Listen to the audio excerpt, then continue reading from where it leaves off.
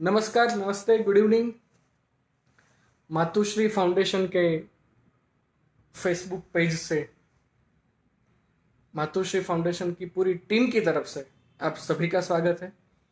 पिछले कई वक्त से मैं देख रहा हूँ कि मातुश्री फाउंडेशन और उसको चलाने वाले डॉक्टर राजेश चौहान, जो उसका वतन अमरेली का है लेकिन अभी शायद वो बोटाद में है, वो डॉक्टर राजेश चौहान साहब अपने पेज मातुश्री फाउंडेशन के जरिए बहुत ही अच्छे काम कर रहे हैं।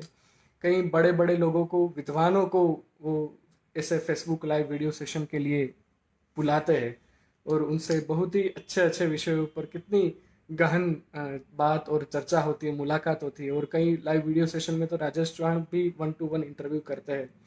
और आज राजेश भाई ने मुझे बुलाया है मातोश्री फाउंडेशन पे कुछ आपसे कुछ मुखातिर होने के लिए, कुछ बात करने के लिए। उसके उसके लिए मैं राजेश भाई को, मातोश्री फाउंडेशन की पूरी टीम को मैं शुक्रिया अदा करता हूँ अपनी बात करने से पहले पहले ही।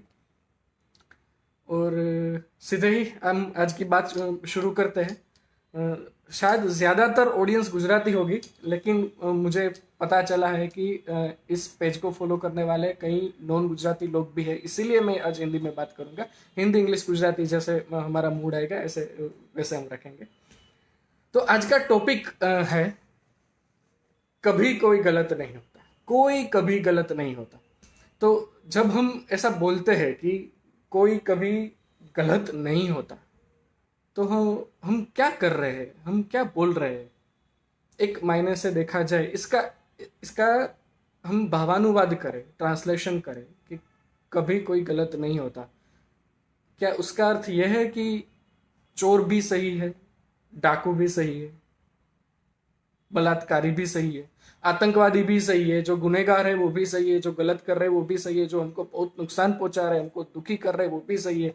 क्या इसका अर्थ यह है कि मैं ये टॉपिक, ये टाइटल के जरिए, ये शीर्षक के जरिए कभी कोई गलत नहीं होता, जिस महामारी से हम अभी हाल ही में गुजर रहे हैं, पिछले कई महीनों से हम गुजर रहे हैं, पूरी दुनिया गुजर रही है, उसका कारक कोरोना वायरस भी सही है? क्या मैं ऐसा ऐसा कह रहा हूं कभी कोई गलत नहीं होता है? उसका ट्रांसलेशन ये हुआ कि एवरी वन इज राइट। कोई भी, नो वन इज रॉन्ग, कोई भी गलत नहीं है, कोई भी झूठा नहीं है, सब सही है, सब सच है, सब कुछ बढ़िया जा रहा है। अगर if everything is 100% right and perfect and it's perfect place, तो हमें कुछ बात करने की जरूरत ही नहीं है। तो फिर मैं ये क्या कहना चाहता हूं कि कभी कोई गलत नहीं होता। एक बहुत ही अच्छा एक विधान है किसी का कि अगर हम जगत को दूसरे के नजरिए से देखना चालू करें तो आधा जगत शांत हो जाता है। अगर हम दूसरे को, पूरे पूरे पूरे जगत को दूसरे नजरिए से देखना चालू करें तो आधा जगत शांत हो जाता है। देखो, पिछले 4-5-6 महीने से हमारे सभी के दिमाग के जागृत और अर्ध जागृत मन में एक एक बात, कुछ कुछ खटक रहा है। एक बात ऐसी घर कर गई है कि हम कैसे ये प्रॉब्लम में से, ये मुश्किली में से, ये महामारी के संकट से, ये संक्रमण में से हम कैसे बाहर निकले। What corona virus is doing with all of us. तो इंटरनेट आया, 4G आया, तब से एक ये सत्य बार आया है, एक सच बार आया है कि हम लोग बहुत गलत बोलते हैं। गलत बोलना बहुत ज्यादा हो गया है, झूठ बोलने का प्रमाण बहुत ज्यादा हो गया है जब से इंटरनेट, सोशल मीडिया आया।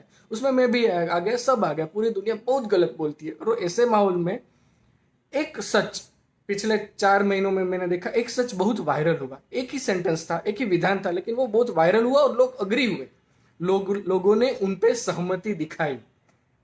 सच था फिर भी, लेकिन सच होता है, वो हम कहते हैं कि सच है, वो कड़वा होता है। और वो इतना, वो इतनी इतनी तेजी से नहीं फैलता जितनी तेजी से अफवाहें फैलती है, जितनी तेजी से झूठ फैलता है। एक सच बहुत ही पिछले 3-4 महीने में मैंने देखा कि वो बहुत ही कड़वा सच होने के बावजूद वो बहुत तेजी से फैला। और वो सच ये है जो आप सभी ने पढ़ा होगा, 2-3 महीने पहले मैंने भी पढ़ा है कि corona is not the disease. Corona is not the virus. COVID-19 is not the disease, but human is the disease and corona is cure. Corona virus कोई शैतान नहीं है, वो कोई दैत्य नहीं है, और हम उनके शिकार नहीं है, हम शिकारी है। वाकई में हम लोग बीमारी है, और कोरोना वायरस कोविड-19 की महामारी उसका इलाज है, ये सृष्टि का इलाज है। और लोगों ने इस विधान के साथ, इतने बोल्ड स्टेटमेंट के साथ अपनी सहमति दिखाई, सहमति बताई। नहीं, जब लोगों ने उस नजरिए से सोचा कि नहीं, हम ये कितना नुकसान कर रहे हैं, हमारी लाइफस्टाइल ऐसी है कि हम कुदरत को इतना नुकसान कर रहे हैं कि कुदरत का बैलेंस, कुदरत ने अपना संतुलन खो दिया, और संतुलन वापस लाने के लिए ऐसा कुछ हो रहा है। और साइंस और हिस्ट्री देखे तो थोड़े लाख वर्ष के अंतराल के बाद पृथ्वी अपने आप ही फॉर्मेट लगाती है। जैसे हम अपने कंप्यूटर को फॉर्मेट लगाते हैं वायरस को हटाने के लिए, उसकी स्पीड बढ़ाने के लिए, कभी कभार मोबाइल को भी फॉर्मेट लगाना पड़ता है, ऐसे पृथ्वी का भी फॉर्मेट होता है, वो पोल रिवर्सल होता है। उस फॉर्मेटिंग के, पृथ्वी के फॉर्मेटिंग के भी बहुत सारे तरीके होते हैं। एक तरीका है पोल रिवर्सल का, जो नॉर्थ पोल है वो साउथ पोल हो जाए, साउथ पोल है वो नॉर्थ पोल हो जाए। ऐसा 4 या 5 बार हो चुका है इतिहास में, और 6ठी बार होना वो ड्यू है, वो कहीं पे भी हो सकता है। और might be the whole human kind will be wiped out. तो हमें दुख पहुंचा रहा है, एक वायरस पहुंचा रहा है हमारे बहुत ही नजदीक के लोग, जो शायद चेपग्रस्त हो, या शायद हमें इन्फेक्शन लगा इसलिए हमको लग रहा है कि ये विलन है। पर एक नजरिए से, पृथ्वी के, कुदरत के नजरिए से देखा जाए तो वो नहीं है। तो मेरी बात ये है कि हम आज उसको, किसी को जस्टिफाई करने नहीं बैठे। हमें दुर्योधन को सुयोधन नहीं कहना है। भले ही कि कई कथा में दुर्योधन का नाम सुयोधन होता है, हमने सुना है, लेकिन हमें विलन दुर्योधन को, विलन रावण को हीरो नहीं बताना है। वो सही थे, ऐसा हमें ऐसा साबित करने के लिए आज हम रूबरू नहीं हुए। लेकिन आज का मेरे विषय का मुख्य उद्देश्य वो है कि अगर एक बार हम ये मान ले कि कोई गलत नहीं होता, तब दुनिया की नहीं, लेकिन हमारी आधी से ज्यादा, लगभग पूरी समस्याएं का निवारण आ जाएगा। बहुत ही छोटी बातों पे जो हम इतना वक्त बर्बाद करते हैं, अपनी पूरी शक्ति वहां पे लगा देते हैं, अपनी पूरी ताकत वहां पे लगा देते हैं, इतनी छोटी बातें जो हमारे जीवन काल में कुछ भी मैटर नहीं करती, वो हो या ना हो, हम उस पर प्रतिक्रिया दे या प्रतिक्रिया ना दे, हम उस पर हार्श रिएक्शन दे या ना दे, कुछ फर्क नहीं पड़ता। ऐसी बातों पे ही पूरी जिंदगी निकल जाती है। पूरे कब्रिस्तान भरे हुए हैं ऐसे लोगों से, जिन्होंने अपने घर में कुछ ना कुछ चल रहा हो, छोटी मोटी बातें, अपने घर के झगड़े, पड़ोसी के, बाहर क्या हो रहा है, उन्होंने मुझे क्यों ऐसा बोल दिया, ऐसी छोटी बातों को लेकर पूरी जिंदगी गुजार देने वाले लोगों से पूरा कब्रिस्तान भरा है। और जो लोगों ने ये आत्मसात कर लिया कि ऐसे छोटी बातों पे ध्यान ही नहीं देते, वो लोग देखे, गांधी जी ने ये बात इतनी हद तक आत्मसात की थी कि वो अपने परिवार को भी अपने परिवार को भी जो ध्यान देना चाहिए वो नहीं देते थे। और उसके भी आलोचना हो रही है, उसकी समीक्षा भी हो रही है कि उन्होंने अपने बेटे के साथ अच्छा व्यवहार किया या नहीं किया, उसने अपने पत्नी को न्याय किया या नहीं किया। लेकिन उसके पास, उसके सामने बहुत ही बड़ा विजन था। तो कभी उन्होंने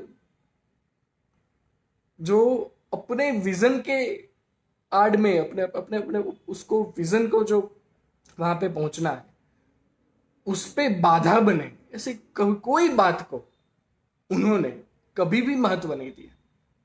और कोई भी सक्सेसफुल आदमी, आप अपने आजू बाजू, इर्द गिर्द, आप जो भी देखते हो अपने घर में या आपके सर्कल में, आप देखो ये बात को, ये थोड़ी फिलसूफी आपको लग रही है, उसको बहुत सरल शब्दों में आप समझ जाए, इसके लिए मैं आपको एक एक दृष्टांत दूं। हमने सबने लॉकडाउन में हम सबने महाभारत देखी, महाभारत सीरियल फिर से देखी, रामायण भी हमने फिर से देखी।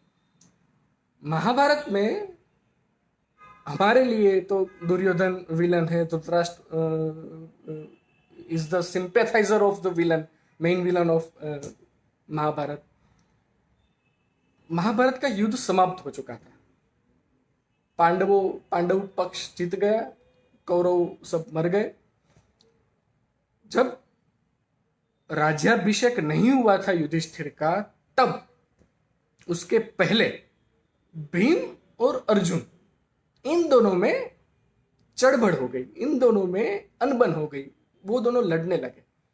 अर्जुन ऐसा कहता था कि मेरी वजह से हम पूरा युद्ध जीते, आई एम द रीजन, मैं नहीं होता तो ये युद्ध हम नहीं जीतते।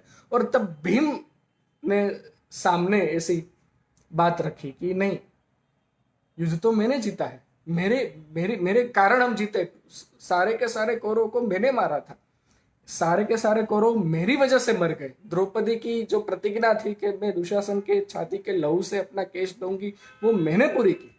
दुर्योधन का शरीर वज्र का बन गया था, उसको भी मैंने मारा, तो ये मेरी वजह से हम युद्ध जीते। धृतराष्ट्र के सारे पुत्र को मैंने मारा। दुर्योधन ने कहा कि, अर्जुन ने कहा कि कौरव के जो सबसे ज्यादा महारथी थे, भीष्म थे, द्रोण थे, उन सबको मैंने मारा है। तो दोनों में ये बातें चल रही थी, वाद विवाद चल रहा था। तब उसका परिणाम कैसे लाए, तो उन्होंने कृष्ण वहां से निकल रहे थे, तो उन्होंने कृष्ण भगवान से पूछा, कृष्ण से पूछा। भगवान वो तब तो एक मनुष्य के रूप में थे कि कौन है, किसके वजह से हम ये युद्ध जीते कुरुक्षेत्र का, महाभारत का। तब कृष्ण ने ये जवाब दिया कि मुझे भी नहीं पता, मैं तो अर्जुन का सारथी था, मैंने भी पूरा युद्ध नहीं देखा। कितनी सारी बड़ी बड़ी सेना थी, कितने सारे सैनिक थे, कौन सा सैनिक कैसे लड़ा वो मुझे नहीं पता। जो अर्जुन ने मुझे दिखाया वो मैंने देखा है, अर्जुन के साथ जो मुझे देखने का मौका मिला उतना ही मुझे पता है, पूरा युद्ध मैंने नहीं देखा। हमें उससे पूछना पड़ेगा जिन्होंने पूरा युद्ध देखा है। ऐसा कौन था? धृतराष्ट्र नहीं था, वो तो देख नहीं सकता था। धृतराष्ट्र को जो बता रहा था, जो युद्ध की लाइव कमेंट्री जो दे रहा था संजय, उन्होंने भी नहीं देखा, क्योंकि धृतराष्ट्र जो पूछ रहा था उसी का उत्तर संजय के पास से मिलता था। तो पूरा युद्ध देखा किसने? एक ही आदमी था, एक ही पात्र था महाभारत में जिन्होंने पूरा युद्ध देखा था, और जो इस सवाल का पूरी ऑथोरिटी के साथ जवाब दे सकता था, और वो था बर्बरिक। वो एक कथा के अनुसार भीम के पुत्र का पुत्र बर्बरिक था, और वो इतना शक्तिशाली था। वो बर्बरिक का एक पैराडॉक्स है, बर्बरिक की ऐसी प्रतिज्ञा थी कि जो पक्ष कमजोर हो वहां से मैं लड़ूंगा, उसकी ऐसी प्रतिज्ञा थी। तो सवाल यह है कि अगर बर्बरिक जिस कमजोर पक्ष से लड़ेगा तो वो पक्ष कमजोर कैसे कहलाएगा? तो ये पैराडॉक्स है। और अगर बर्बरिक मैदान में उतरता तो ये 5 मिनट में पूरा युद्ध खत्म हो जाता। इसलिए बहुत ही चालाकी से कृष्ण ने उसका सर धड़ से, बर्बरिक के पास ही अपना सर धड़ से अलग करवा दिया था, और पहाड़ों के ऊपर बर्बरिक का सर जीवित था, और उन्होंने पूरा युद्ध देखा था सबसे ऊंचे से, टॉप एंगल से, बर्ड व्यू। तो अर्जुन और भीम उसके पास गए, बर्बरिक के पास। गुजरात में हम उसको बढ़िया देव के नाम से हम जानते हैं और पूछते हैं। उनको पूछा, बर्बरिक को, कि किसकी कारण हम युद्ध जीते, भीम की वजह से या अर्जुन की वजह से? आपने युद्ध में देखा क्या, किसकी गलती से हारे और किसकी बहादुरी से ये पक्ष जीता? तो बर्बरिक ने हंसा, लेकिन वो दुख के साथ वो हंसा। उन्होंने ऐसा कहा कि मैंने देखा कि कई मूर्ख लोग, कई हजार कई लाख मूर्ख लोग जमीन के टुकड़े के लिए लड़ रहे थे, जमीन के टुकड़े के लिए अपने ही भाइयों को खत्म कर रहे थे, अपने भाइयों की हत्या कर रहे थे। जो भी कुरुक्षेत्र में लड़ रहा था वो सभी मूर्ख थे। ऐसा वचन, ऐसा विधान जिन्होंने पूरा युद्ध देखा था उन्होंने दिया। और तब जाके ज्ञान हुआ। पूरी गीता सुनने के बाद भी जो कमियां थी वो बर्बरी के इस विधान से उन दोनों में आई और वो अपना अभिमान टूटा। तो हमको ऐसा लगता है कि ये सही है। हम जिसकी तरफ से देखते हैं वो हमें सच लगता है। हमें भी महाभारत में पांडव ही सच है, वो ही सही के पक्ष में ऐसा लगता है। अगर ऐसा होता, महाभारत काव्य तो किसी की फेवर नहीं करता, क्योंकि युधिष्ठिर को भी स्वर्ग में बैठे हुए कौरव लोग को स्वीकार करना पड़ा था कि नहीं, ये मेरे भाई है, अब मुझे कोई वेर नहीं रखना चाहिए। अभी महाभारत तो एक हिंदू काव्य है, लेकिन एक तरीके से देखा जाए तो स्वर्ग में जाके कौरवों और युधिष्ठिर ने एक दूसरे को मिच्छामी दुक्कड़म ही कर दिया था कि भाई हम एक दूसरे को माफ करते हैं, पुराना सब भूल जाते हैं। तो महाभारत की एंडिंग हैप्पी एंडिंग थी, कोई ट्रेजिक एंड नहीं था। कुरु वंश का नाश हो गया, फिर भी हैप्पी एंडिंग थी। तो वो लोग भी किसी की फेवर नहीं करते, उन लोगों के लिए भी कोई राइट या रॉन्ग नहीं है। लेकिन हमारे लिए पूरी दुनिया ब्लैक और व्हाइट शेड में विभाजित है।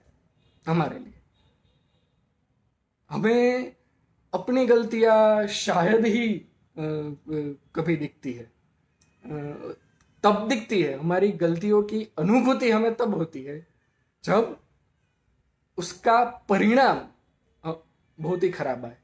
रिजल्ट के पहले जब हम वो कार्य कर रहे हैं तभी हमें अपनी गलतियां नहीं दिखती, क्योंकि एक ऑब्जेक्टिव नजर होनी चाहिए अपनी जिंदगी के प्रति।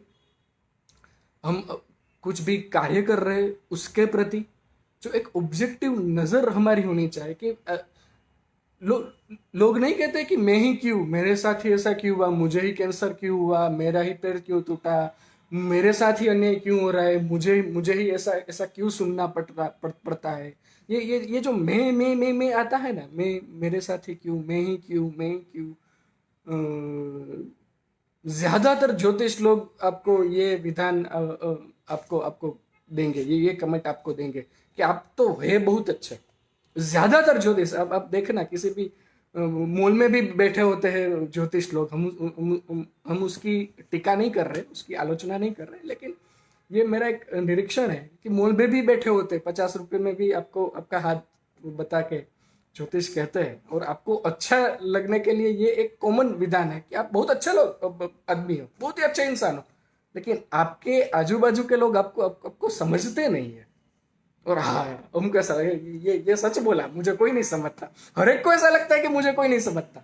हर एक को ऐसा लगता है कि मैं सही हूँ और ये लोग, ये मेरी मम्मी या मेरा पापा या मेरी पत्नी या मेरी गर्लफ्रेंड या मेरा बॉयफ्रेंड या मेरे दादाजी या मेरे गुरुजी या मेरे टीचर या मेरा पड़ोसी, ये काश मुझे समझ सकते। ये ऐसा हर एक को लगता है। तो ये विजन ब्रॉड करने की बात है। मैं ये बात मैं अभी के समय पे इसलिए कर रहा हूं कि the time we are going through which is unprecedented, कि ऐसा वक्त हमने कभी नहीं देखा था। 2-3 महीने के बाद या 4 महीने के बाद या 6 महीने के बाद या 1 साल के बाद की जो भी दुनिया होगी, जब हम नॉर्मल कोई भी भय के बिना भय मुक्त होके जब हम घर के बाहर कदम रखेंगे, तब जो दुनिया होगी, तब जो सिस्टम होगी किसी भी क्षेत्र में, नौकरी हो, व्यापार हो, कोई कॉरपोरेट कंपनी हो, सरकारी सेक्टर हो, आपसी संबंध हो, एक दूसरे के साथ के मानवीय संबंध हो, उन सबकी डेफिनेशन चेंज हो रही है और हो जाएगी। जब हम 1 साल के बाद बिना भय के जब हम कदम रखने वाले, तब ये दुनिया नहीं होगी जो हम जनवरी महीने में जीते थे। तब के पड़कार कुछ अलग हो गए, तब की समस्या कुछ अलग ही होगी, पूरी सिस्टम ही अलग होगी, पूरी दुनिया ही अलग होगी। तब पहले से ही इतने सारे प्रॉब्लम से, पहले से इतने सारी मुश्किलों में से हम गुजर रहे हैं, तो अब जो होगा वो तो कुछ अलग ही होगा। तो खास करके विद्यार्थीगण ज्यादा है, युवा वर्ग ज़्यादा है, इसलिए मैं उस एक मित्र के तौर पे मैं ये बताना चाहता हूँ कि ये सब्जेक्टिव विज़न ना हो, ऑब्जेक्टिव विज़न हो कि आई एम, वो पता चले, वो सबको वो रियलाइज हो कि I am one of the billions and billions of living organisms in this world.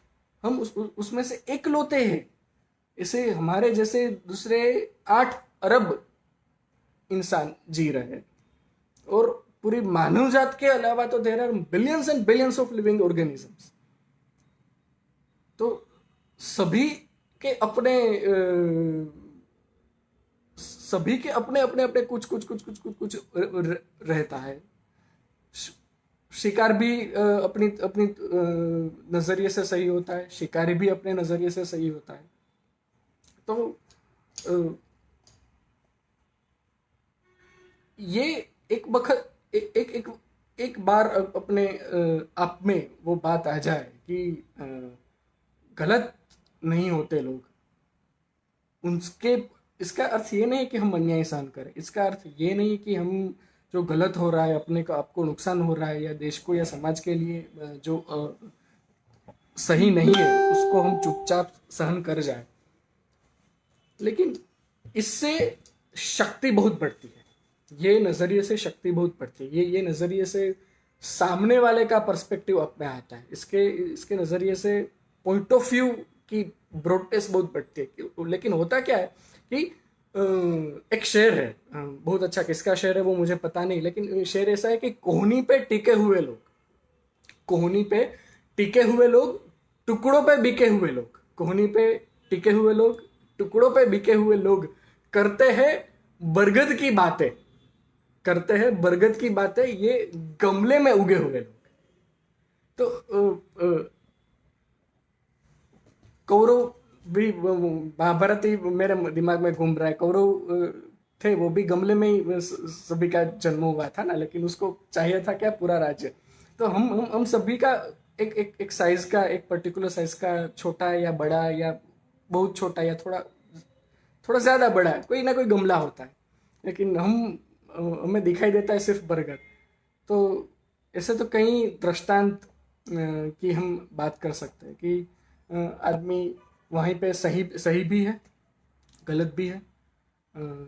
कोई आदमी गुनाह करता है तो वो भी अपने अपने अपने तरीके से शायद अपने तरीके से सही होगा, लेकिन पूरे समाज के लिए बहुत ही बुरा कर रहा है। गांधी जी ने भी यही किया, पूरे पूरे पूरे देश को आज़ादी के लिए तो नहीं, लेकिन पूरे भारत को एक करने के लिए उन्होंने सामने वाले की, अपने दुश्मन है उनकी उनके दिमाग की, उनका नजरिया बदल दिया कि वो 500-600 साल से ब्रिटिश लोग ने यही किया है, ये कोलोनियलिज्म के जरिए पूरी दुनिया को ही अपना गुलाम बनाया है। तो उसके जो बेटे होंगे, उसके जो संतान होगी, उसको तो यही लगेगा ये मेरा जन्मसिद्ध अधिकार है, ये मेरा जन्मसिद्ध हक है कि मैं दूसरी भूमि पे, दूसरी जमीन पे, दूसरे देश पे अपना कब्जा जमाऊं, वहां पे राज करूं।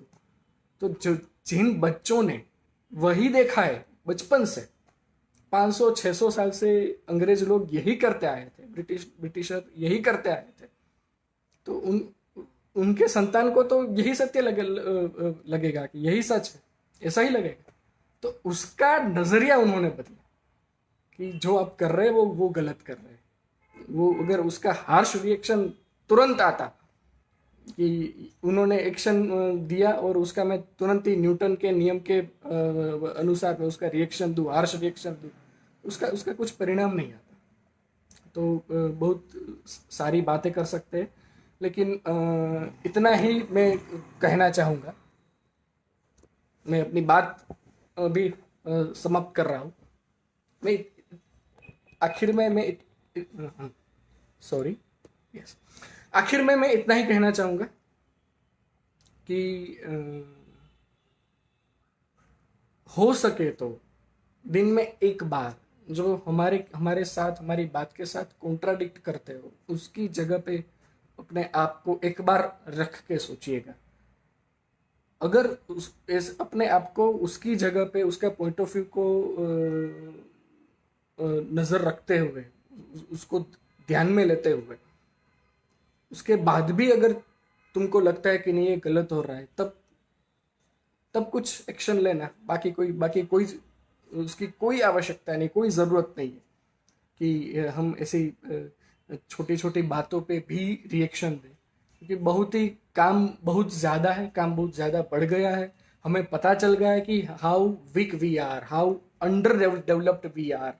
एक न दिखने वाले वायरस के सामने नीचे पूरी मानव जात अगर बैठ गई है, उसके उसके अधीन हो गई हो, लाचार हो गई हो, पूरे 8 अरब लोग मिलके भी अगर उसको महीनों तक उसका कोई सॉल्यूशन ना निकाल सके, तो हमें कितना ज्यादा काम करने की आवश्यकता है, कितना ज्यादा काम करना पड़ेगा भविष्य में, एक बेहतर भविष्य के लिए, आने वाली पीढ़ी के लिए। तो काम का लिस्ट बहुत ही बड़ा है, और ऐसे छोटी छोटी मुश्किलें तो आती ही रहेंगी। घर में कुछ कोई बोलेगा, अपना हम जहाँ पे काम कर रहे हैं वो ऑफिस में लोग कुछ बोलेंगे, कोई ना कोई प्रॉब्लम आता रहेगा, कुछ ना कुछ आता रहेगा। अगर उसके हर एक का प्रॉब्लम अगर हार्श रिएक्शन है, मैं कमेंट देख रहा हूँ, अगर उसमें से कोई सवाल या कोई बात है तो हम उसको लेते हैं, वरना हम थैंक यू जी। कोई नहीं है जी, कोई किसी ने सवाल नहीं पूछा, मुझे नहीं दिख रहा है। इसलिए अगर आपको कुछ बात करनी है तो हम कर सकते हैं, गुजराती, हिंदी, इंग्लिश, आपको जो भी योग्य लगे, ठीक लगे, अच्छा लगे। पर मुझे बहुत मज़ा आया। ये मातुश्री फाउंडेशन जो चला रहे, जिन्होंने उसकी स्थापना की, वो डॉक्टर राजेश चौहान साहब की कहानी बहुत ही बढ़िया है, बहुत ही मज़ेदार है। वो अमरेली में उन्होंने उसका बचपन अमरेली में गुजरा, और उसने कितनी जद्दोजहद के बाद वो उन्होंने पीएचडी की पदवी हासिल की, और अभी बोटाद में एक जगह पे वो प्रोफेसर है। वो बहुत ही उनकी लाइफ की स्टोरी बहुत इंस्पायरिंग है। वो मेरे लिए बहुत प्रेरणा का स्रोत है। तो बहुत ही अच्छा काम कर रहे हैं मातुश्री फाउंडेशन में, पूरी टीम को, वो कई सारे लोग, कई सारे युवान ये मातुश्री फाउंडेशन के साथ जुड़े हुए, सभी को मैं अभिनंदन देता हूँ, सभी को मैं धन्यवाद करता हूँ कि आप ऐसी ही कुछ ना कुछ एक्टिविटी चालू रखें, आप उसको कंटिन्यू करें। और मैं कहीं पे भी अगर कुछ भी छोटा मोटा कुछ भी अगर मैं आपको योगदान दे सकूँ, आपके साथ में जुड़ सकूँ, तो I will be more than happy. कई सारे लोग लाइव में जुड़े रहे, सभी का धन्यवाद। मैं आशा करता हूँ आप सबको मेरी बात पे थोड़ी बहुत मज़ा आएगी। मुझे तो बहुत मज़ा आया। Thank you Matushri, thank you Rajesh भाई, thank you all the viewers, and I am signing off. Thank you.